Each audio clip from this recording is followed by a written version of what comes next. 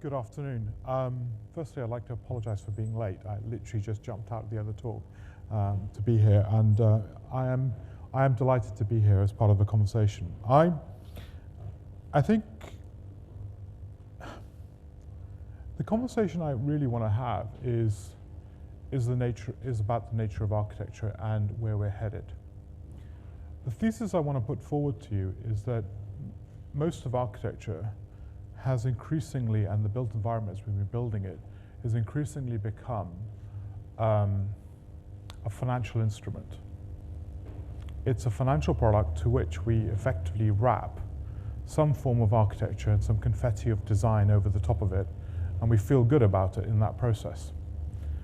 And in that challenge, I think there's a kind of fundamental question coming about, which is that what is the role of architecture in terms of the democracy of cities and how we create our cities? What is the role of architecture in terms of the democracy that we live in? And why I want to put that onto the table is that I think there are some real challenges. I think democratic architecture cannot be reduced to a glass building, right? So somebody gives you a picture of a glass building and goes, this is democracy at work. Or they start to say, hey, we've got a little algorithm that messes with this stuff. It makes it interactive and takes a picture of the algorithm in terms of a piece of product design and puts it on the table and goes, this is iterative design. It's not. It's just a computer program taking a snapshot of a piece of visual aesthetic that people like. Second part of the challenge I want to put down on the table is that actually what makes architects and architecture important. You are not consultants.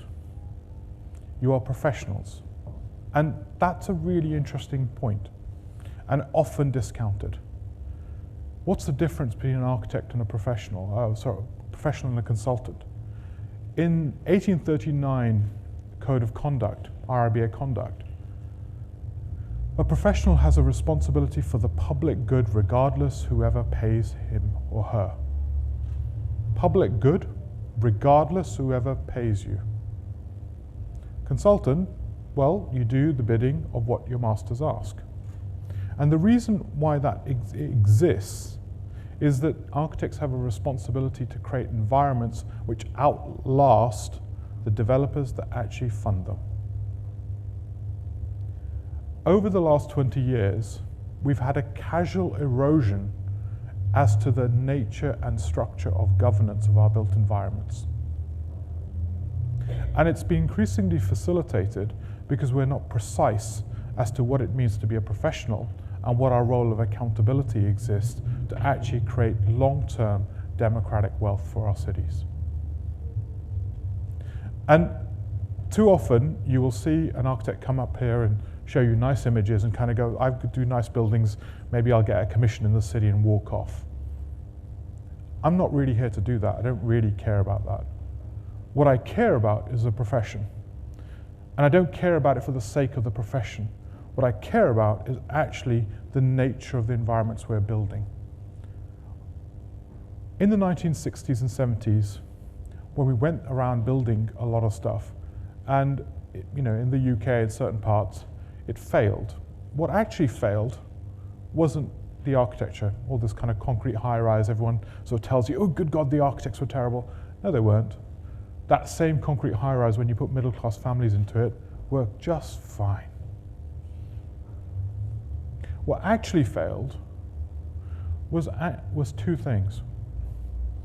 The economic development capacity of those areas failed, and two, we instrumentalized architecture to being actually a narrow product, a technical product. We thought it was about the efficiency of construction, not the efficacy of citizens. It is not about actually how efficient that detail is. It is about what human capacity you unleash in the society to you, what you work in. And I think it's really important to start from that perspective. I'm going off track of my talk, but I'm just playing, so let's just carry on talking. Now, if we start from that perspective, you start to think, number one, there's a beautiful equation that Sunand Prasad, who I had the fortune to work with for 5 years, taught me this equation, and the equation is really interesting. It's one of the best equations I've ever seen. If the cost of design is 0.1, i.e. 10%, I mean design in its broadest sense, architecture, engineering, all your consultants, everything else, and 1 is your capital cost, right? 1.5, which is 150% of your capital cost, is your FM costs, your cost for maintaining that building over the next 20 years. 1.5 times your capital, right? 800% of your capital cost is the cost for employing staff in that building. 800 times your capital cost, 800% of your capital cost. So, there, when you're optimizing design for capital cost, you're doing it at 1 to 10 gearage. If you're optimizing design for actually the efficacy of the citizens and the employees of people who work in that, you're doing that at 1 to 8. Architects are paid on the basis of your capital cost. Developers fund you to actually deal with your capital cost. They don't fund you to deal with the efficacy of citizens and people that will live there. What's interesting about that is to frame this discourse. Now, who here, PPP, PFI? Yeah. Architects typically hate PFI, right? Typically, oh, good God, they kind of destroy design. You like it? No, okay, good, good. Now, I love PFI. And I'll tell you why, and you've got legitimate reasons to hate it, but I'll tell you a perspective as to why. So where PFI was interesting, and I had a living example of that, was that we were looking at a building, a healthcare building. And in this healthcare building, it's a GP healthcare building. It had to have a degree of silence. It was on a busy roundabout. So the obvious solution was air conditioning. On a PFI building where you're paying for rental over 20 years, I could get rid of the air conditioning and go for acoustically attenuated high performance windows at £1,000 a square meter, because I calculated that the cost of maintaining air conditioning was higher than actually putting the capital investment in for the windows, which meant that I could actually do the gearage of 1 to 15, or 1 to 1.5. So I was looking at the FM costs and able to change design to FM costs. That was really brilliant, because suddenly I was outside the constraint of managing capital budget. I was looking at long-term liabilities and bringing them together to make a better building. This didn't have to be air-conditioned. I could do acoustically attenuated, high ceiling architecture, which dealt with that issue. So what PFI did do was join capital budget and FM budget up together, which allowed us to make a better environment, which also meant that I could get rid of painted doors. Because every time you have to repaint a door, every 3 years, you lose access to that room. You lose access to that room, you don't have to pay for it. So it was in the incentive of the PFI provider to go for not painted doors, but fully veneered doors. That's really cool. I know it's geeky, but it's really cool. Because suddenly I was able to make better environments. I could get rid of painted skirting boards. I could do lots of things of changing FM budget. Now imagine if you were thinking about it from the efficacy of actually employment outcomes. Now imagine you were thinking about it not from the efficacy of a painted skirting or actually a painted door, but actually the outcomes of citizens who are living in those buildings and operating in those buildings. And I think one of the fundamental questions for us is, and this is often the case, is I think architects have been reduced to actually optimizing the construction process and the visual media capacity of those environments, rather than the efficacy of citizens and the outcome of citizens. And it's not necessarily all to do with because we don't want to. I think every architect I know is awesomely inspired to do that. I think we've been relaxed about actually our position and our responsibility in making those cases. 2, I think we've not been precise. about actually our role and responsibility, this notion of us being professionals as opposed to being consultants. I was with the RIBA, Royal Institute of British Architects, and I provoked a little debate, so here's a little debate for you. I said we should make architects liable for the public good of their buildings, responsible for the public good of their buildings. Every architect in the room went, I don't want to be more liable. I was like, no, you missed the point. By becoming liable, you then actually create a pathway of being responsible. And thereby, you actually get more power to respond to the public good of those environments. I think there's a big question about us stepping up to our responsibility as actually the public good custodians of our cities. And the other part of the story is, unfortunately, whether you like it or not, most architects are the smartest people in the urban environment discourse. If you look at architecture and what grades it attracts the highest grades pretty much anywhere. It really does. I mean, like, look, numbers of grades, one of the highest grades it attracts. So actually, architecture attracts the smartest people. There's no one else out there. I think there is a genuine responsibility for us as professionals to step forward and start to regard and look after the public good. The second part of this conversation is actually we're not erudite about our policy infrastructure and our debate, right? So who here, I mean, I often go to architecture schools and I would say, you know, who here has read The Economist? And everyone's going, Economist? Why would I read that? I saw the French film, right? I was like, dude, no. And it's become a parody of ourselves. We're more confident to talk about art theory than we are to talk about economic reality. We are not artists. We are here to form a democratic function actually about the preservation of and enhancement of our cities. And it's a really serious role. We are, you know, like medics, you are medics of the city. Yet, look at the evidence base that we play with. What evidence base? That's the reality. There is no evidence base. If you want to have decent evidence base, where do you go? You go to the sociology department, because we don't do any ethnographic work. There's no longitudinal analysis of how our buildings perform and shift outcomes. This is important because without it, we have no credibility. And you want to talk about why we get marginalized? That is why we get marginalized, because we are not building institutional infrastructure behind our activity. Who here knows about behavioral economics? A few of you, great. Who here has been doing any modeling around their buildings and the behavioral biases that they're designing? You do it all intuitively, but you're not doing it analytically. I spend more time in schools of architecture where people will turn around and say, draw a cardboard model. Would they know anything about econometrics? No. Would they know anything about dark patterns and dark pattern biases? No. I think there's a really important moment coming for us as a profession to start to actually reimagine this future.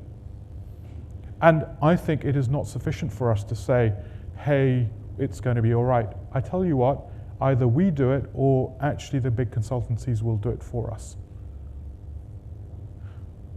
The big consultancies have already bought out service designers. I've had telephone calls from big consultancies in Australia who heard me speak in Sydney and turn around and say, hi Indy, we love what you're talking about. We'd love to have a chat because we think we might need to buy some architects. Because they're starting to see the big institutional infrastructure conversation. Architects are super important in terms of preservation of this story. I was recently in a policy debate, and what was interesting was it was a policy debate around making better environments. Unfortunately, the policy largely copied 1996 CABE. It wasn't a smart policy. It wasn't linked to health outcomes, educational outcomes. It was just superfluously talking about good design. We all know what good design is because I'll show you some pictures. It's good design, guys. It's got some nice concrete, nice timber. It's lovely. I won an RBA award. It's good design, guys. It's not enough. And I'm saying this as an architect, we won an RBA award for the best building in London. I'm not saying it from a point of kind of saying, hey, I don't believe in this stuff.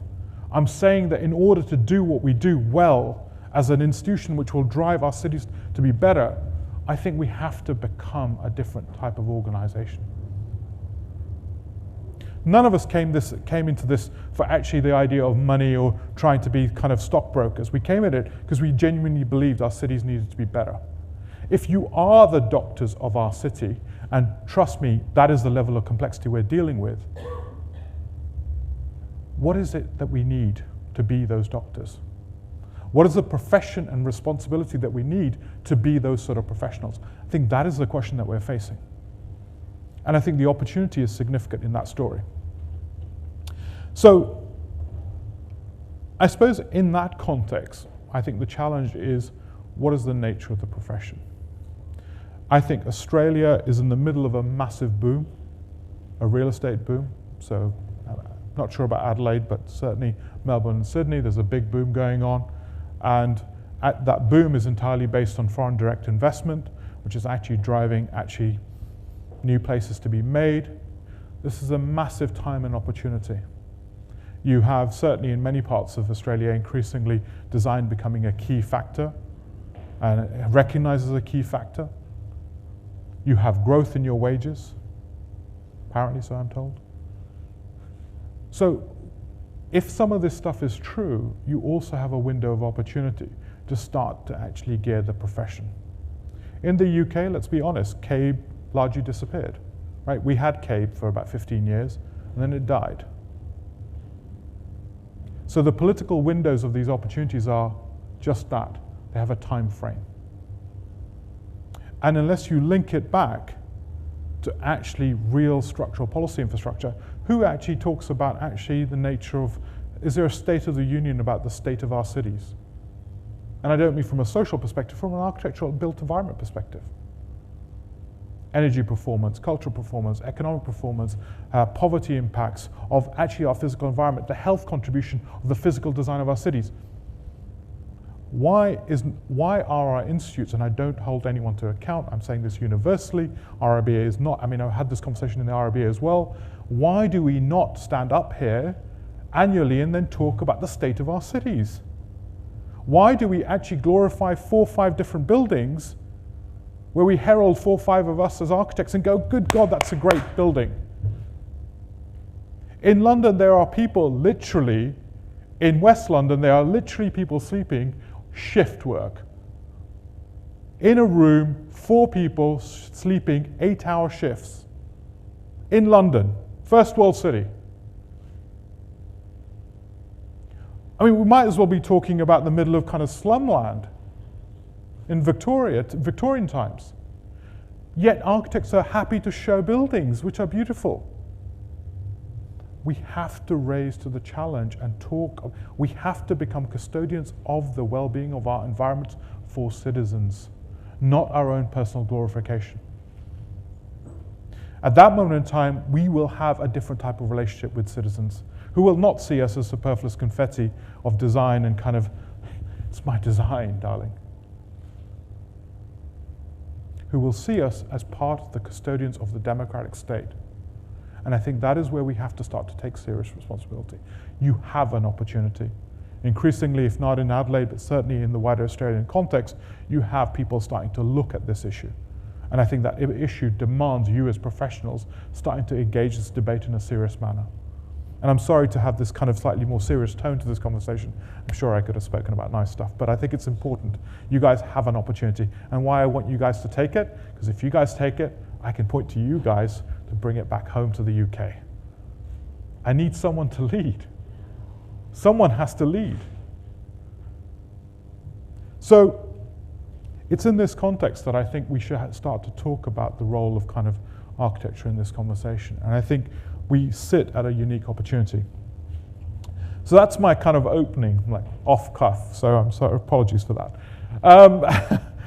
Going back on track.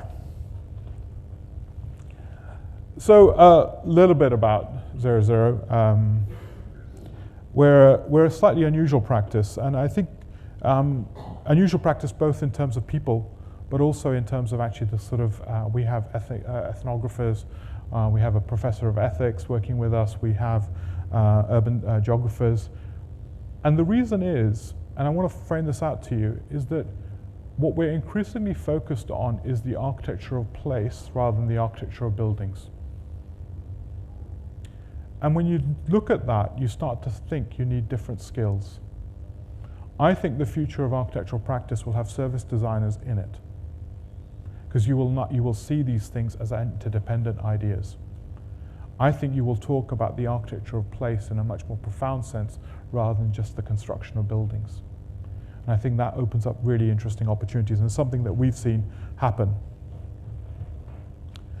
I often put this up because I think I often have, I'm dealing with a kind of an emotional crisis still around this. Yeah. So this is obviously our Brexit vote. And I put it up because I don't do it from a point of disparity. I don't do it to sort of make fun of people that voted Brexit, or actually I do it as a serious point.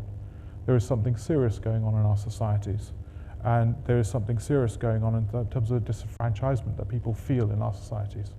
And Brexit, you can all laugh at the Brits. We're usually quite good like that. But actually, the reality is you're kind of not far off your own Trump moment. You've kind of lived off it. Trump is obviously having his Trump moment in the US. And then there is also obviously all the stuff that's going on in France and Hungary. Actually, we're seeing this as a systemic issue. So, laugh at the Brits, but we're usually first at doing everything. And we've obviously done this first. And the reason why I also bring this up is that too often we talk about democracy from a kind of like a vote perspective, and kind of, well, yeah, it's the vote is democracy. It's not, dudes. Democracy is our city. It's the power and agency to make society. Democracy is the power and agency to make society. The vote is a very small component of that democracy. So if we talk about it being the power and agency to make society, what is the role of how our cities are made and what they function for? And in that sense, how do we start to talk about it is a fundamental question for us in many ways.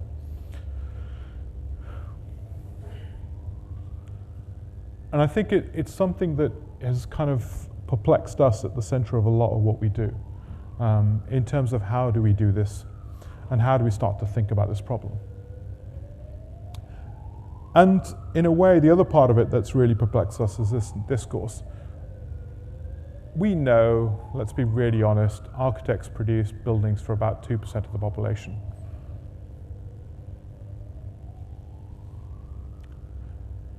And that troubles me.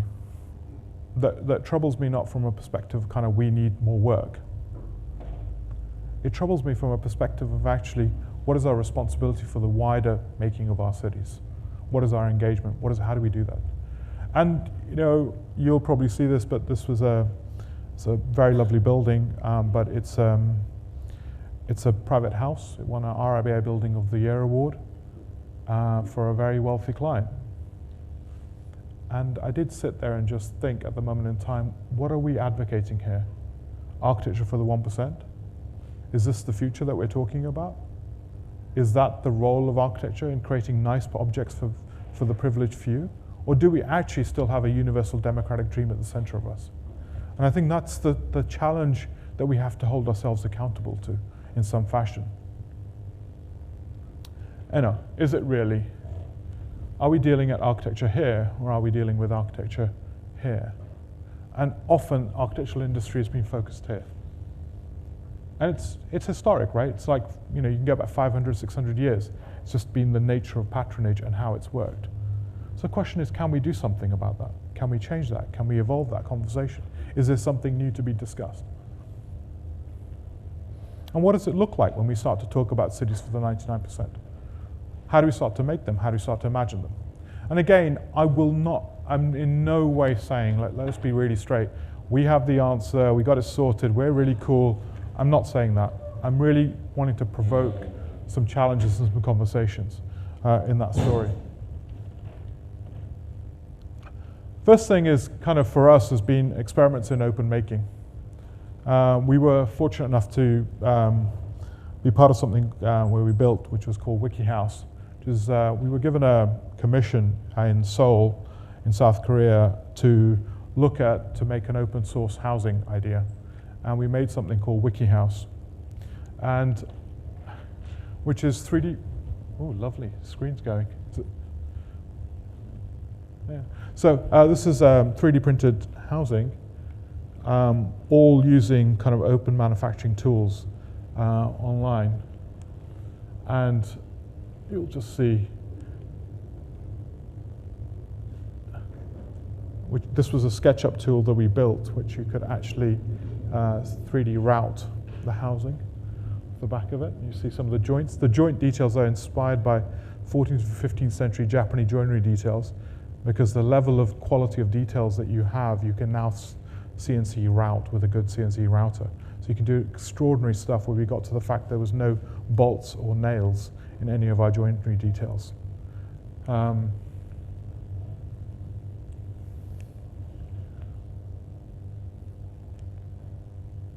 This is the cut pattern.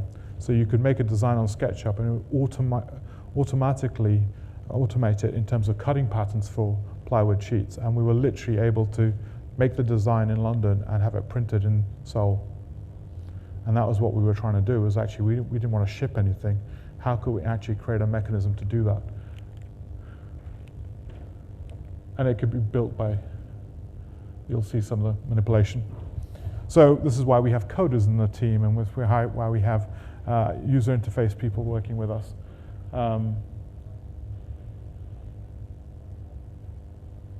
And it automatically, once you've varied the design, it automatically optimizes the cut patterns so you can print them out. So what it means is that you can upload a design and somebody else can vary it and print it locally. And we've now got, you'll see lots of fun happening.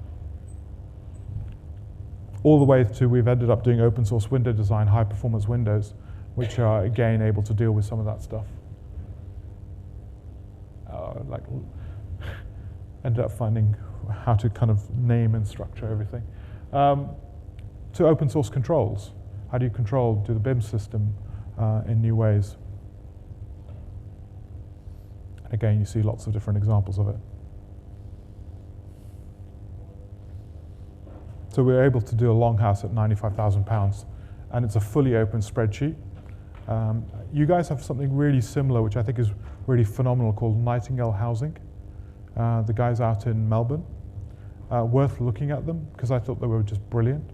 And why they were brilliant, and I think it's just worth, I think they're just worth looking at and thinking about properly, is so Nightingale Housing, what they've done is literally done an open source collaborative design process from funding to design to the nature of the product. Now what's interesting about it is, as a result of the trust and transparency of how the housing is paid for and the capped profit, people are trading really interesting things. They got rid of their car parking, they got rid of the single bathroom, they got rid of air conditioning, because they had trust to be able to actually have a different type of conversation in the design process. And the trust with the developer allowed them to trade and collaborate. They put a shared top floor on the top floor, which shared services on the top floor, able to do really rich, beautiful stuff. Cool. It's cool. So when you start to look at that stuff, you start to really get into some interesting conversation. And I think one of the challenges we face is, I think what they've showed is that in the act of trust and open collaboration, you can really start to do some really beautiful stuff, and you evolve the design process. So the trust in the actual financial process and the trust in the open collaborative design changes the nature of the product. And I think there's something really profound about that story. So again, these sort of processes aren't actually obvious. It's not just about the technology, it's also about the trust that it develops in the process. And it isn't new, right? Open source barn raising. Here you go. It's been happening. What's really interesting is 21st century technology is allowing us to actually build this stuff and do this stuff in a really interesting way. And it's allowing to democratize this stuff in new ways. Again, I'm not saying this is the truth, I'm just saying, here's a little poem, and I use that word appropriately. It's a poem of the future, a poem of the possible. Now what's fascinating is there's now 32 different groups around the world who are innovating the WikiHouse, who are researching. So the guys in New Zealand have done open source. That's cool. Obviously I've offended him for some reason. So if you look at that stuff in terms of actually, so the guys in Christchurch did the first earthquake-proof house. They took the design, improved it, iterated it. You've got people out in Detroit, Holland, lots of people. And what's interesting about that is two things. We put up something, other people improved it and made it a hell of a lot better. How many architects sit there drawing details of the same, pardon my French, effing door handles or shadow gaps? We waste our lives doing irrelevant work again and again and again. Imagine if we actually Creative Commons our details and started to share through the Institute and sort of got on with the problem. It isn't about the shadow gap detail, dudes. That's not our role. Our role is to create better environments. Now what was fascinating was actually in the open source house was what ended up happening was lots of people could collaborate and make it better. And that's really interesting. We've probably got the largest R&D organization as a result of lots of people improving it. Not our, many, many people brighter and better than us are doing it. And that I think is worth recognizing. Have we really embraced the 21st century? Have we really built a GitHub for architectural details? And if not, why not? Why are we wasting people's lives drawing shadow gap details or door schedules in the same way? We also riffed on this stuff. So we took, once we'd done the WikiHouse, we had a client phoned up and sort of said, they were a digital studio, a really amazing digital studio, and said, we've got offices in London and New York, we'd like you to refit them out in London, we fit it, and New York. And it was like, yeah, but we're not gonna ship stuff to New York. It's like, this is not cool, it's not cool. And so we decided to design furniture for them. And we did it in a way that could be 3D routed in New York at the same time as it could be built in London. So what we created was something called OpenDesk, opendesk.cc, you can have a look at it. Creating furniture which could be 3D printed anywhere in the world. And it's become a rather crazy little phenomena where in the first, I think it was first 8 weeks, first 6 weeks, we had 8,000 downloads around the world. So we put our furniture up online and we just said, look, people can download it for free. And literally from Ghana to Bolivia to Singapore to Sri Lanka, we had people downloading the furniture, taking pictures of it and sending it back and saying, hey guys, we think you can improve the detail. It's like, great, thank you. Genuinely, thank you. And again, what was fascinating is that's now turned into doing relatively beautiful products, which again, you can download and print in their own way. But one of the best stories for me is this one. This is a really amazing woman called Melissa Mean, who her and I collaborated together when she was at Demos and we built the Bristol Urban Beach. She phoned me up and one day and said, look, the local authority is looking to buy some furniture for a co-working space that they're building. We don't really want them to do that. What we want them to do is give us the budget and we'll set up a factory.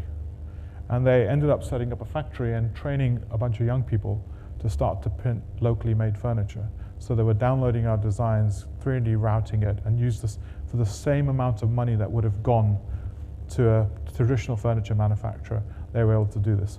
Other things that are worth noting is kind of stuff like OpenDesk. What it's also done is that we're pretty much able to print and deliver furniture within 7 miles of virtually any one of our clients, anywhere in the world. There are over 600 manufacturers on a database that are now working with us. And we're able to deliver it within 7 days, personalized furniture. Typical lead times on furniture, 12 to 14 weeks. it's really interesting what this kind of disruptive technology and personalization is starting to do in terms of that process. So whilst there's also kind of a social perspective, there's also a really interesting economic perspective in terms of this modeling.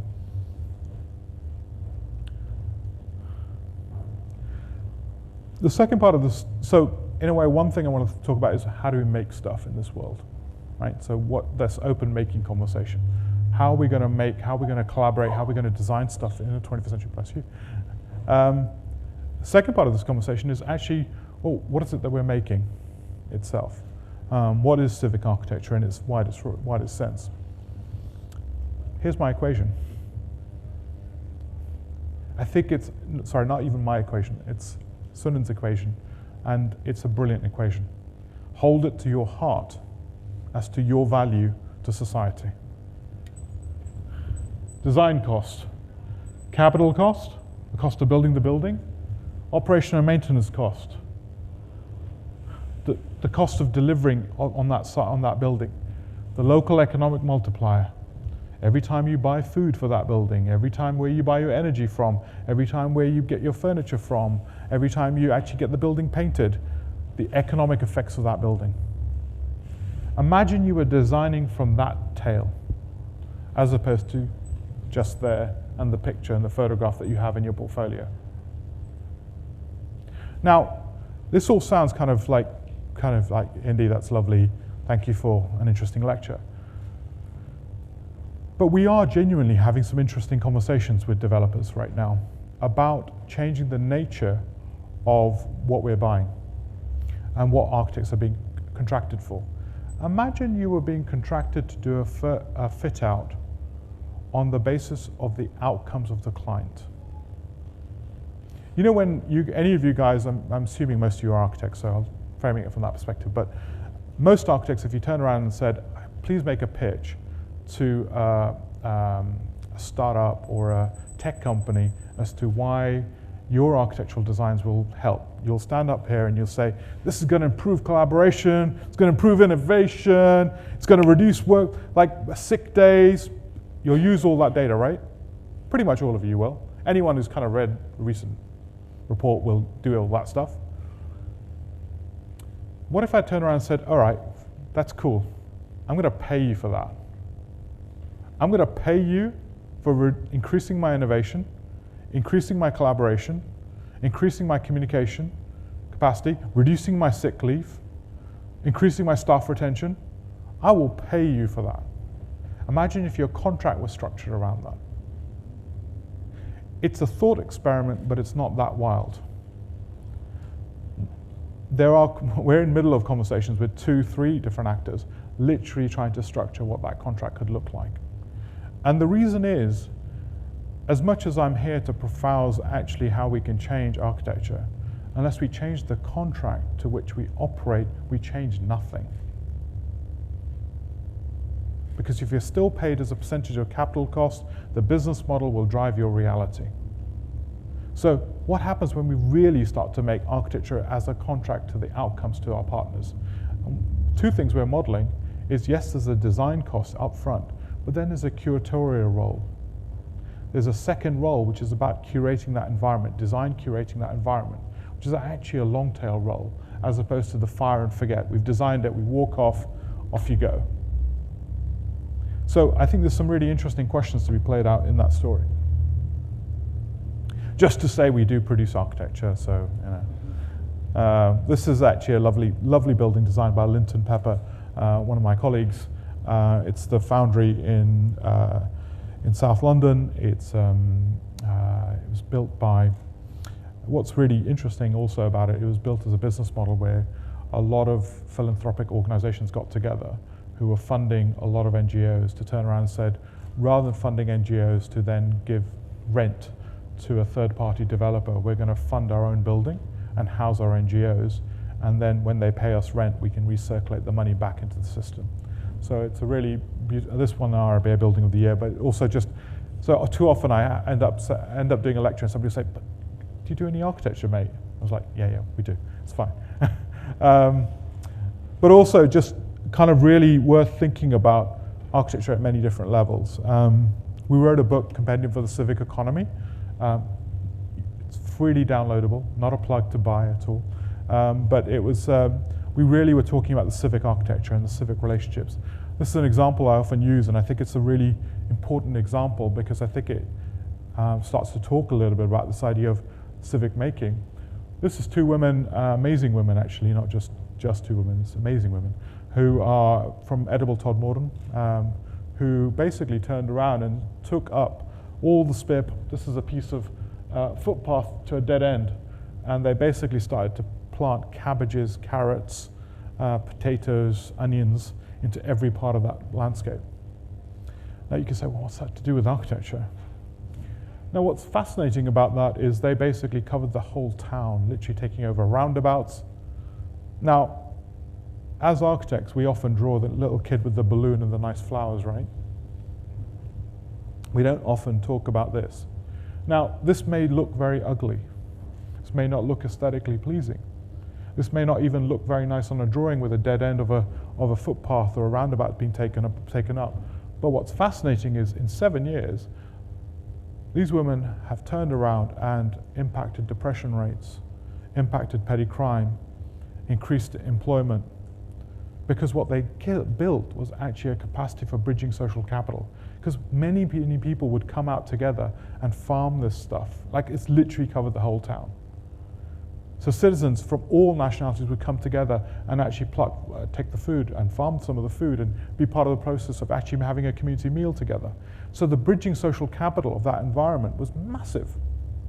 So what does architecture look like when you start to do that? How do we even draw that stuff in our plan sections and elevations and our cute little perspectives? How do we communicate this stuff? And I think that's one of the challenges. All of our communication is a transactional order. It's about what you can buy and build and move away from. How do we structure these sort of things is super important. That's the nature of the cities we're living in. And I think we not necessarily have the communication tools to deal with it. I mean, this is another piece of work. That we've been doing, where we were asked by a client to turn around and said they were replacing a library, and they said, "Could you do a consultation exercise around the library?" And I was like, "No, we're not going to do any post-it note exercise around the future of the library because we think actually people dislike it. It's disingenuous. What we're going to do is prototype it." So what we did instead was took over 2 shops in the high street and started to prototype. Literally. I mean, this was an event they did around consultation, and it really failed. What we did was for 6 months, we took over literally 2 shops on the high street and started to prototype the library. And we ended up figuring out they needed a creche, there was skills trade going on. We figured out a whole bunch of services and reality around this stuff, which allowed us to talk about the future of the library, not as a discourse built by somebody who's smart, who walks in and says, this is the future of the library because this is what it looks like, but actually something that was co-produced in a fundamental sense. And it's interesting the kind of actually the amount of engagement you got and real participation you got into that future. What does architecture look like when you're doing that? Borrowed seats that we had, and like, it's actually about understanding services and reality. It's not sexy images. How do we draw and communicate that? How do we talk about that when all we've been schooled to do is show you a plan section and elevation and a nice perspective, 3D modeled, 3D maxed. This is the Bristol Urban Beach that we did. And when I say we did, I mean we really did. We lost £35,000 doing it because we made a deal with the bar companies who we hosted on a profit share. Bars don't make profit. Nobody makes profit. They just make revenue. We were young and naive. But at the same time, we had 85,000 people turn up. 85,000 people in the middle of a city. And I remember the police turning around to me and saying, dude, there's going to be violence. And there wasn't, because we didn't turn around and make this for a certain section of our population. We made it for actually whole families. We structured it in that way, designed it that way, programmed it that way. So physically, it could have been a drunken ball.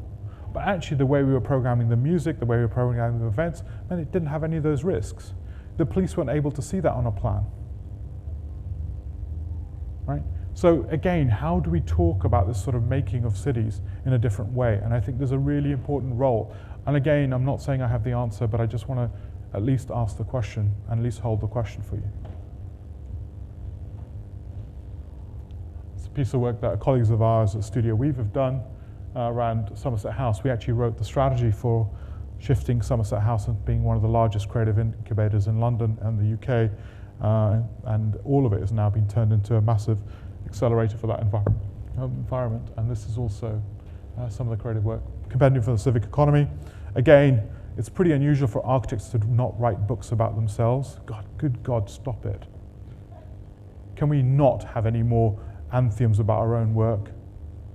If you haven't got the time to write something intelligent about the reality of the world that we're operating in, don't write it.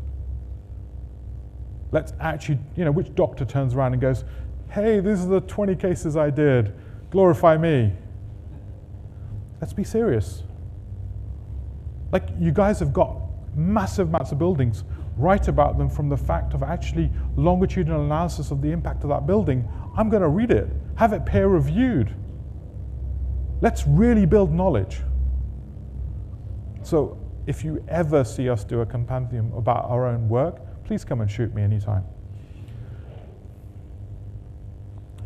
And also just recognizing some of the stuff around actually where we're going in terms of actually shifts to kind of decentralized state, decentralized production. Some of the kind of real conversations that we're having around new IP, and that's where I was going with open making and all the stuff around open source and the nature of production.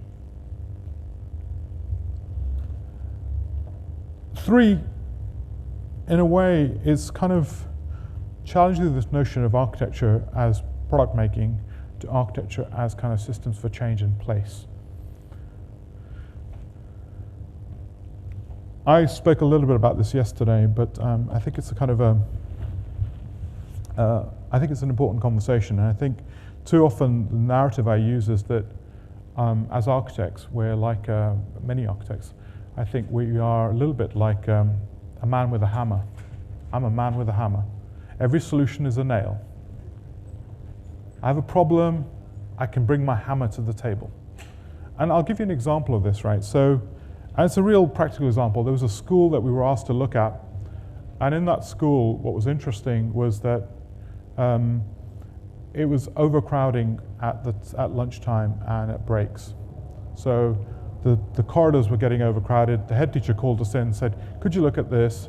We need to extend our corridors, grow them, do some demolition, reevaluate it.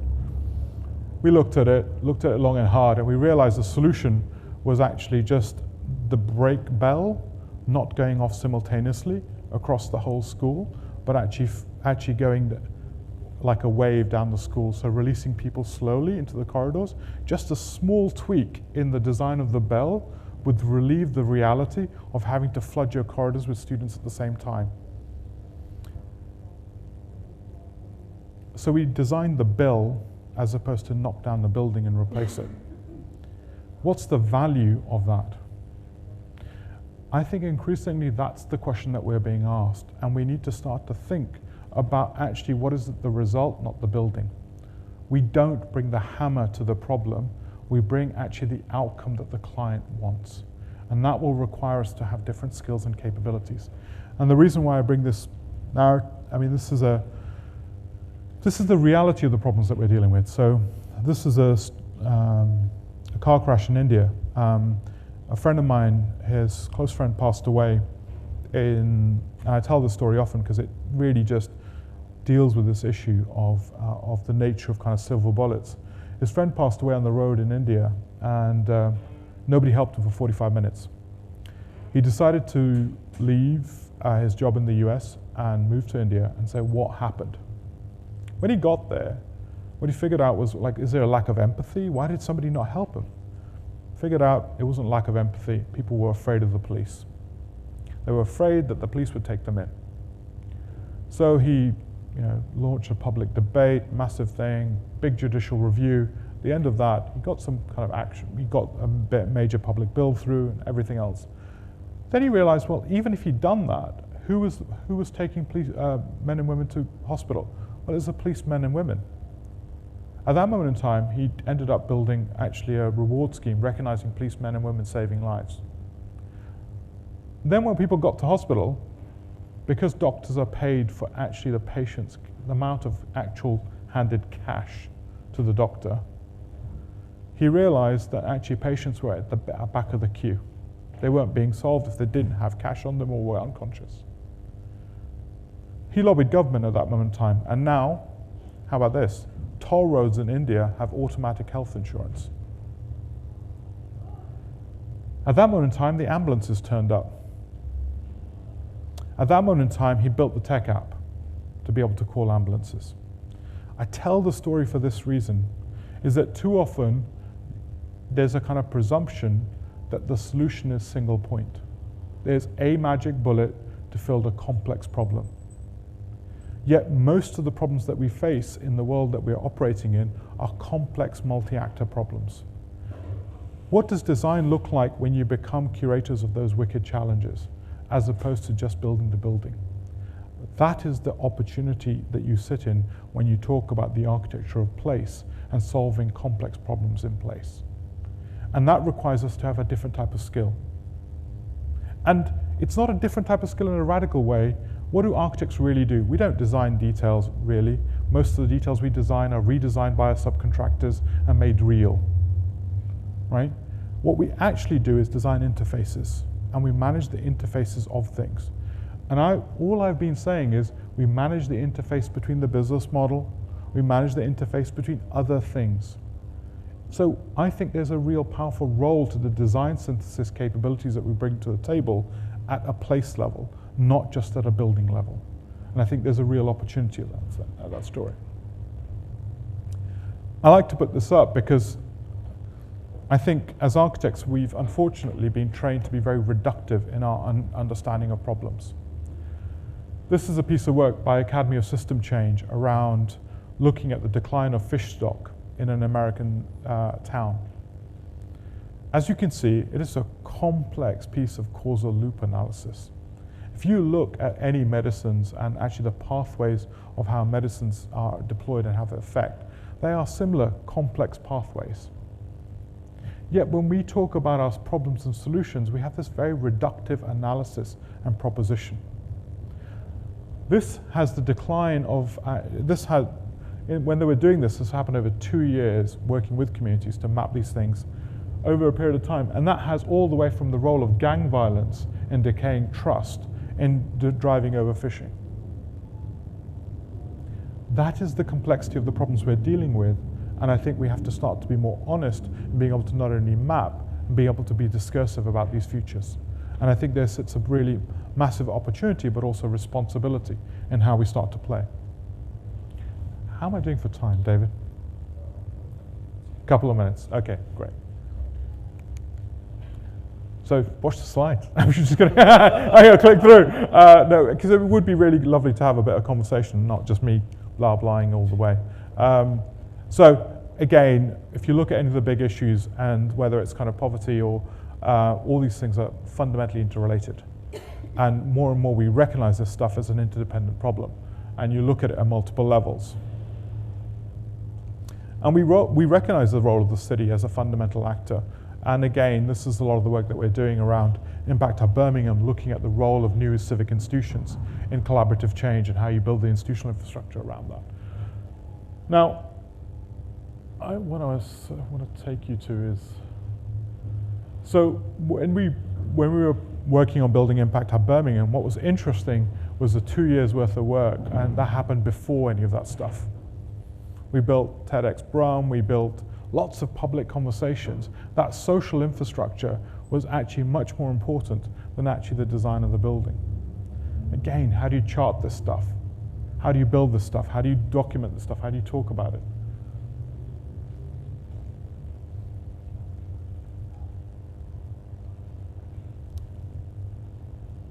And it's got genuine diversity at the center of it.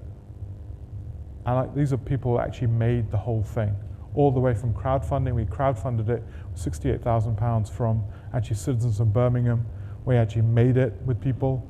We hold events, Monday nights, anyone can use the space. But the thing is, we also recognize we had to build it. we acted as an entrepreneur. In Impact Hub Westminster, we acted as a social entrepreneur. We stepped forward and made it. We put our own money down to make these sort of institutions. Because I don't think fundamentally you can consult the future. You have to participate in it. And we've ended up setting up social investment funds to many other things. Here's a quick précis. So I think startups and silver bullets to systems, what does that look like?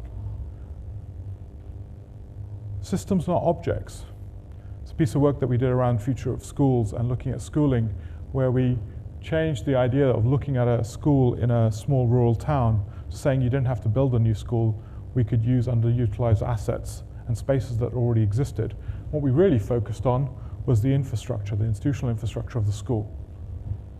What does architecture look like when you're doing that?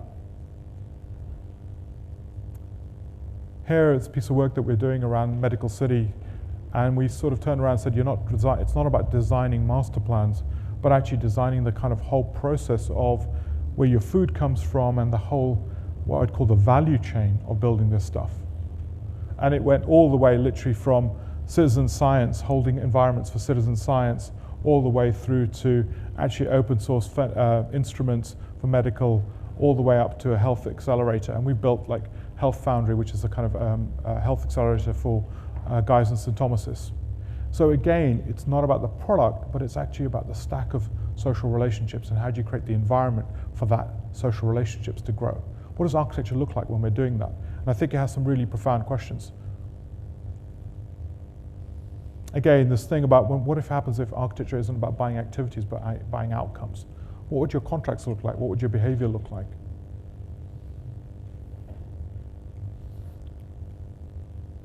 I think I want to just say one point here, and I'll shut up and we can have a conversation, is architecture is political. There is a politics to architecture, and I don't mean political in the sense of big P. I mean that we do orchestrate the politics of change. Yet, too often, we're not open and transparent about what we're doing. The opportunity of radically transforming an environment is an opportunity for radical transformation. How do we build this politics of change? How do we structure that? And how are we transparent about that? That's what we're doing. Because currently, the reality is you do that. Your consultation is political. You phone up the 5 right people to make sure that they're there. You get the right person to speak. You design, create that. It is a political strategy, but you're not transparent about it. And we're not clear about that's actually part of our role. So you're not paid for it. And you're not acknowledged for it. How do we start to actually build the competency in relationships to have these sort of conversations in a different way? And then there's also an accountability. If you are doing that and not hiding it under the carpet of we're just building a building, how do we actually hold ourselves accountable to that role and responsibility? I think that's also part of the journey. It isn't just about power, it's also about accountability. And also authorship. This is where I will end. So this is the WikiHouse and OpenDesk authorship, and you can find it online. And the reason why we did it, we've lived in the age of the hero architect, and somebody who will do the sketch and have their name over the door and be the media profile. WikiHouse isn't a product like that. It's a product of many, many hundreds of people who are collaboratively authoring. If we genuinely think design is about the mass collaboration of citizens and ourselves and many other people, what is the role of the architect? Is it really the hero person, the media profile person, or is it actually something fundamentally different? How do we recognize collaborative authorship? So when Einstein wrote that E is equal to mc squared, it was one person. When they proved his equation, it was 1,000 people collaborated to prove his equation. If we want design and architecture to move into the 21st century, we have to recognize it's a mass collaborative affair. And we have to build a round of designers which aren't driven by ego, but mass collaboration. And a bunch of skills which are about humility and participation, rather than actually the hero that stands there. And I think that's one of the challenges for us, because we've built that alpha male culture at the center of it. The person that stands in front of the crit, and yeah, I did really well. that doesn't take us there, because the complexity of the challenges we're dealing with require different skills. So what does our schooling infrastructure do, and how do we build the right skills for that is, I think, a fundamental question. Look, I don't want to imagine, and you've probably seen from our work, that we know all this stuff. I'm really not. I don't in any way. What I really want to bring to the table is some genuine questions. And questions because I genuinely think it's going to be important, and it's important for us as a profession. And I care for us as a profession. And I care that we actually become a genuine 21st century organization and institution. And I think that requires us to move forward in a way that we've not done it. And so with that, maybe we can go into questions. Thank you. Another fascinating talk. I've heard you 3 times now, and the themes are similar, but there's always some other level of richness in the whole thing, so I think it's just amazing. I'm going to start with a question, and it's a fairly prosaic one, and it probably is targeted at some of the people who might be early on in their careers. Some of these issues that you're talking about are seriously complex. Did you walk into a room and say to a bunch of clients, this is what I'm proposing to do with you? And they went, yeah, well, let's get on with that? Or did you walk in with a fairly standard sort of commission access and then start to lead them through, almost surreptitiously, through that process of actually developing things when you were first putting yourselves going? No, it's a great question. How can I say this? Clients aren't our problem. Clients want this conversation. Clients recognize value in this conversation. Clients need this. Our biggest problem is our profession, because it doesn't actually want this journey to happen. And what I mean why I say that is that I've never found a problem with a client going, no, could you just design us the building the old-fashioned way? Never, genuinely never. Actually, all clients say, look, if you can improve the value of what you're producing, it's a real invitation. This is not a problem of clients. The problem is we don't have the language. The problem is actually we're not equipped to have that conversation. The problem is actually architects are misperceived because actually our public discourse is badly framed. Often if I walk in saying I'm an architect, you might as well wipe out value. Like, as an architect, well, just come in once we've sorted out what we're building. Okay, that's cool. So I think the challenge is at a structural level, it's not at a client level. And I found clients to be super engaged in this conversation. And the other thing is we end up working right directly with CEOs. So with the YMCA, we're working with the CEO of the YMCA, the original YMCA in London. And we're working through the transformation process at a real partnership level. The problem is not clients. The problem is us. Let's not blame clients. They really want to be there. We need to build our language. We need to build our skills. We need to build our public presence. We need to stop glorifying heroes and kind of sort of museum buildings and kind of going, this is cool. We need to become a genuine knowledge profession. And I think the clients are ready and waiting. It's not a problem on client side. It's actually a problem with us.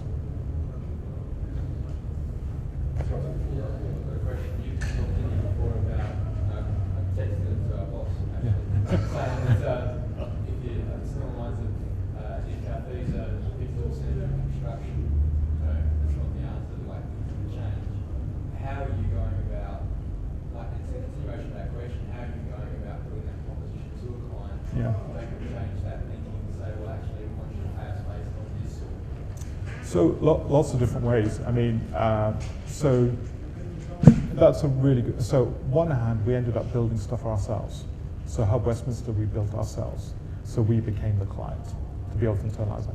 On other hands, like the YMCA, for example, and other projects with partners, we've actually got split relationships. So we're doing the transformation work, or kind of institutional transformation work, as a separate fee arrangement to the actual architectural management. So we've got 2 different contract relationships going simultaneously.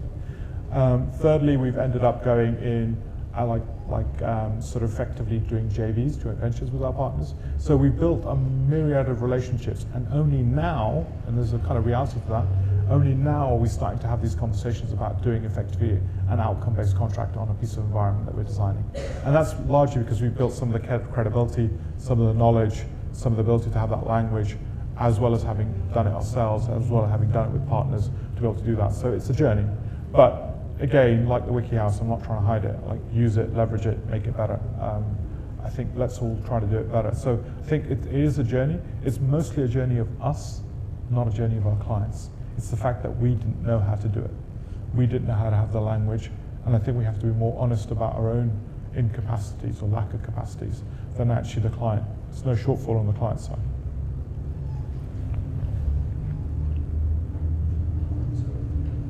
Hello. Hi. I don't have an architecture background. I'm not an architecture student. I have a law and policy background. Yeah. And for a lot of this sort of stuff, I think one pertinent example would be the two women in the town who went around the town and just surreptitiously built veggie gardens. Now, it feels like with a lot of this stuff, the policy end, the public sector end, the government just generally is being left behind. And that's why this is happening, because government hasn't really brought the goods. And the law hasn't really created a situation, and policy hasn't created a situation where this stuff is encouraged and where we want to do this and where, you know, there's an impetus to do this. What do you think is the role of people in law and policy as this sort of movement, I suppose, continues to grow? How can we help this along? How can we be a part of this rather than, you know, sitting back and in 20 years' time going, oh, that's what we should have done 20 years ago? No, it's a great question. To really honest, I just spent an hour just literally before this chat at the IPPA. Is it IPPA? IPA, which we were having this conversation for an hour, and there's a lot. I mean, there's a reality of actually even how we make policy making. So if we look at the reality that our health education outcomes are actually so heavily structured on place, yet if you look at most place-based, so planning is just one department. Actually, I could very easily make a case that planning is effectively the executive department of a city. So if you put planning into the executive role and talked about social liabilities and social costs on a spatial level, so put spatial policy making through an interdependent, and you can start to do that. You can start to talk about a different idea of how we bring this stuff together. We already know for the last 20 years, actually, you know, poverty is increasingly understood through a spatial lens. We know all this stuff. What we haven't now done is actually upgraded planning to being that central infrastructure. And I think fusing planning and policy, and then it requires a new type of policy making.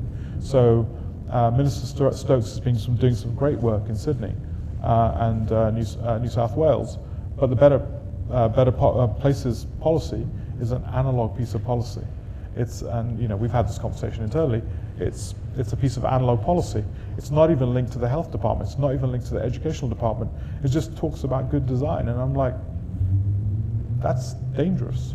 Because once Minister Stokes goes, and he's a good guy, somebody else comes in, they won't understand why that's important.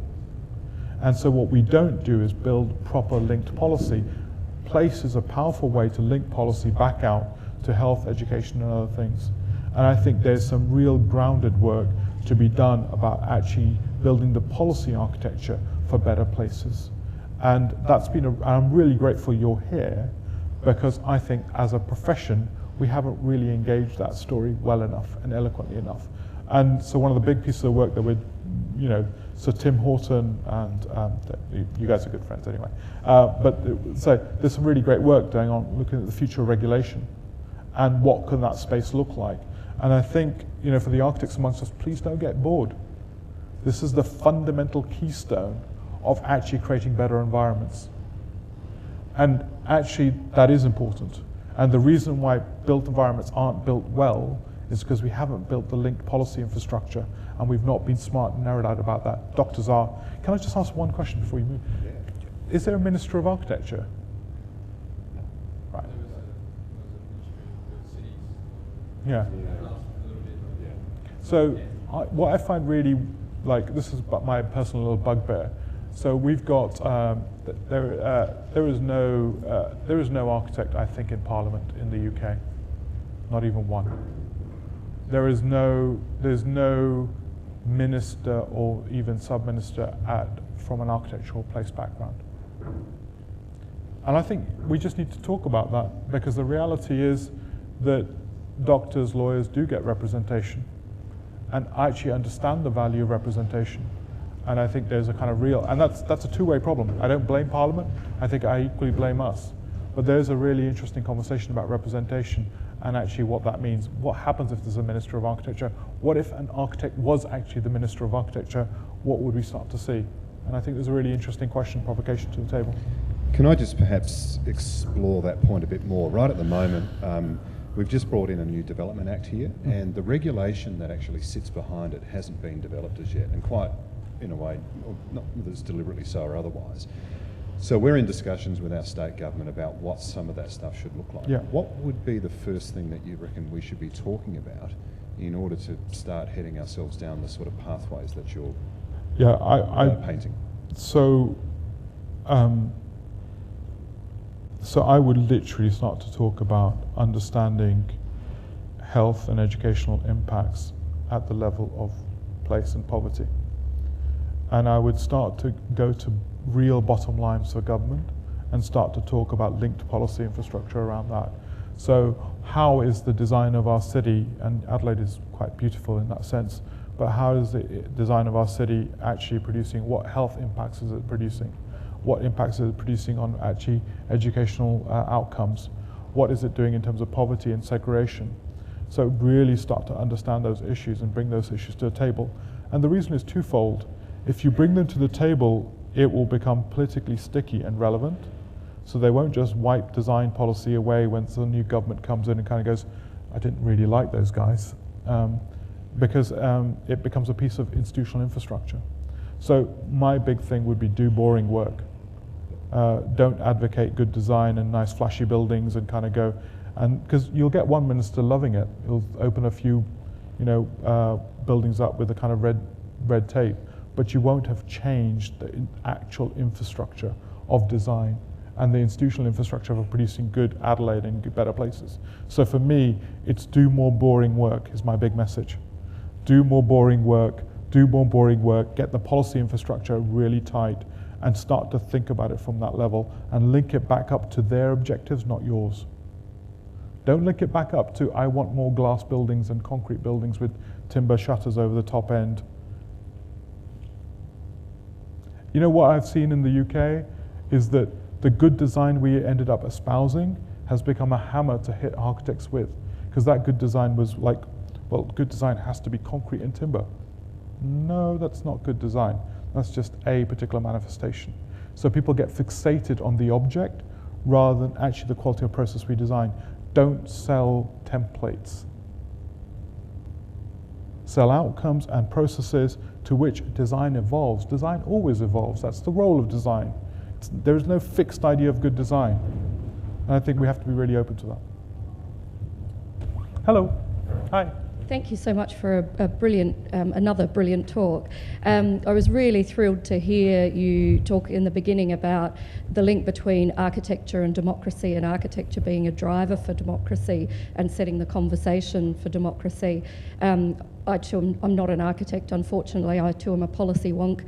It's great. And I want you guys here. I'm glad the lawyers and the policy wonks are here, and I think every architect in the room should be glad that you guys are here, because we need this community of people working together to make better places. Right? And one of the things I've long since observed and wondered about is that particularly you will have noticed Australian cities tend to be concentrated. The city itself is around business, and it tends to be a fairly small footprint. Yeah. And then we have these hectares and hectares of places where people actually live, and the further you go out, typically the sort of less attractive it often gets. And I've always wondered about the fact that we put people in these incredibly soulless areas where there's not a skerrick of vegetation and there's just not enough Prozac to make it through the day, and then we wonder why they're not functional citizens, and you kind of look around and think, well, it's fairly self-evident. I mean, if you got up to this every morning, would you care about anything? Look at it, it's hideous.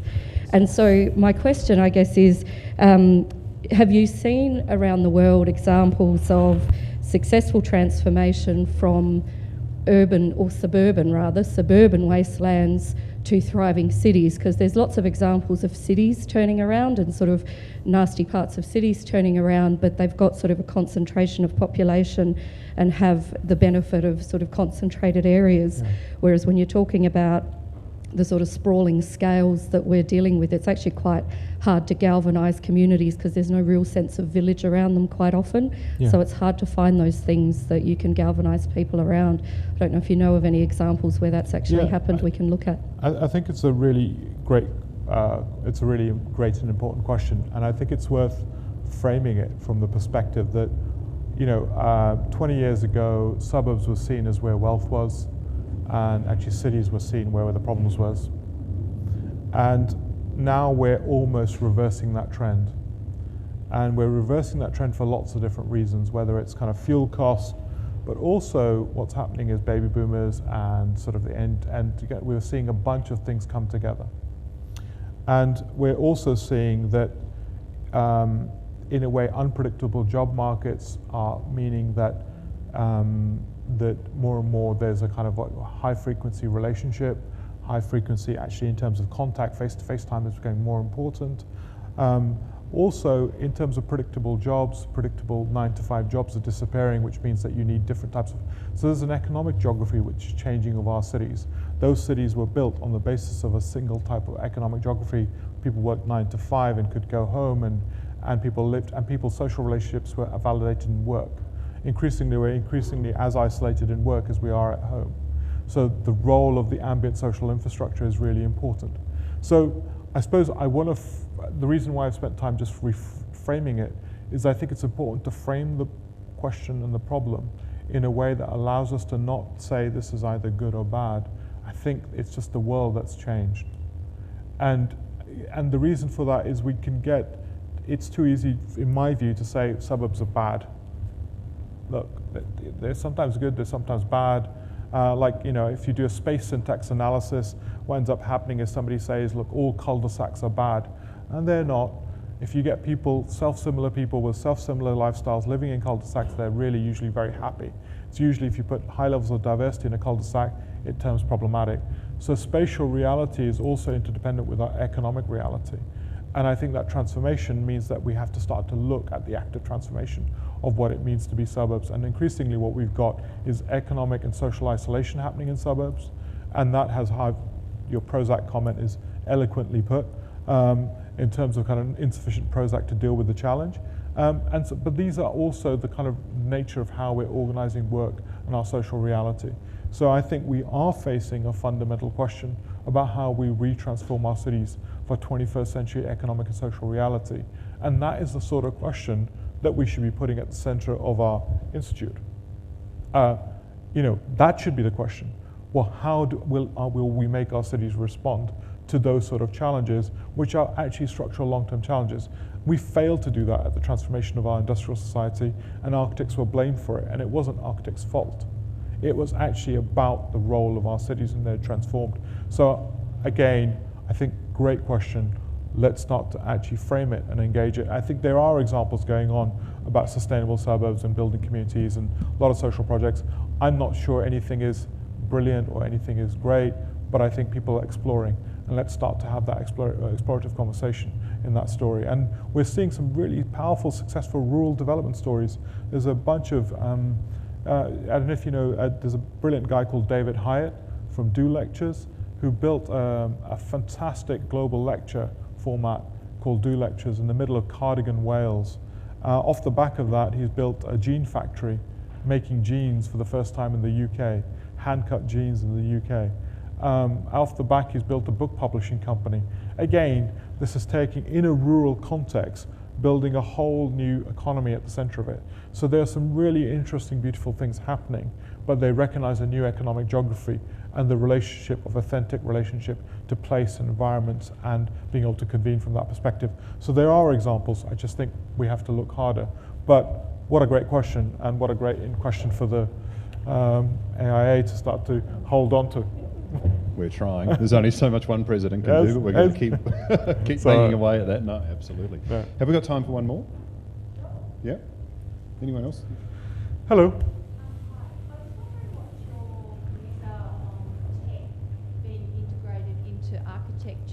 to, in the sense of looking at, you made comment that the architects should be designing, as professionals should be designing for the future. When tech seems to be quite a flavour of the month, of integrating tech into our daily lives and into our environments, how do we deal with legacy regarding that, and what are your views on that? Yeah, it's a great broad question. So look, I mean, this is a personal question in a sense that I think we have to take a view on the future. So the role of blockchain, right? Let's use blockchain as a piece of technology.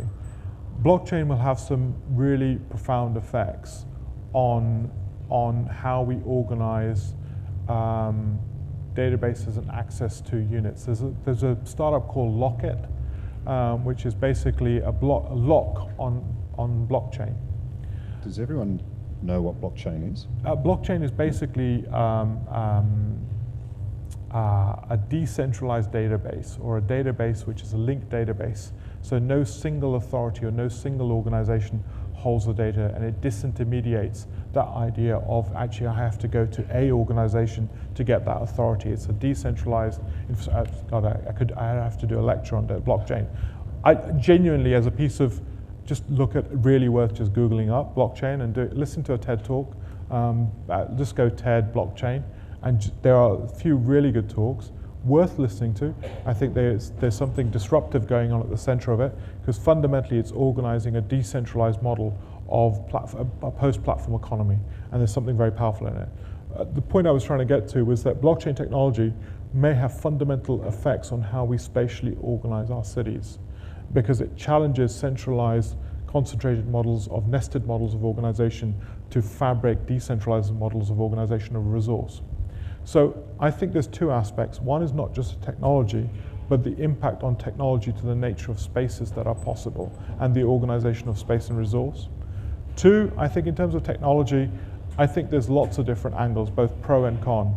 The role of space as being an isolator and a kind of destroyer of access to technology, and making the face-to-face more valuable is equally as important. So how do we actually enhance the role of face-to-face economy? So is really, really important. So if you look at what's been going on, is that as the Skype conversations have gone higher, so has airplane travel. People have literally traveled more. And the reason is, in a complex emergent world, trust and relationships and eye-to-eye contact and the ability to have this complex negotiation is actually more and more important, because it's not a fire and forget world. So, and the role of space in creating those conditional environments for those complex conversations is super important. That's why you haven't got me on Skype, giving you a Skype lecture. There'll be 4 people in the room, right? Because there's a lot of, there's a lot of ambient information. I'm looking at you nodding, I'm looking at you smiling and going, yes, maybe, I disagree and agree. There's a lot of ambient feedback. No, but I'm not picking on you, but I'm saying there's a lot of massive ambient feedback that you're giving me, which is allowing me to actually reflect and tune and bring this conversation to the table, whereas on Skype, I can't do that. And remember, in terms of verbal communication, is something like 8 to 9% of the total communication. So if you talk about space as being actually a broad band communication channel in its fullest sense, right? We know that, for example, there's 68 million neuron cells around my heart. It reacts actually to the people I meet. Technology disintermediates that. So there is increasingly a power to place and space. I think technology is super important, as you can tell, but let's also become really erudite and expert about the broad width of communication that physical space brings, and the nature of quality of that discussion that it brings. Thank you very much, Indy. We've got to wrap it up there. So, again, another wonderful talk. Thank you very much. Pleasure. Thank you.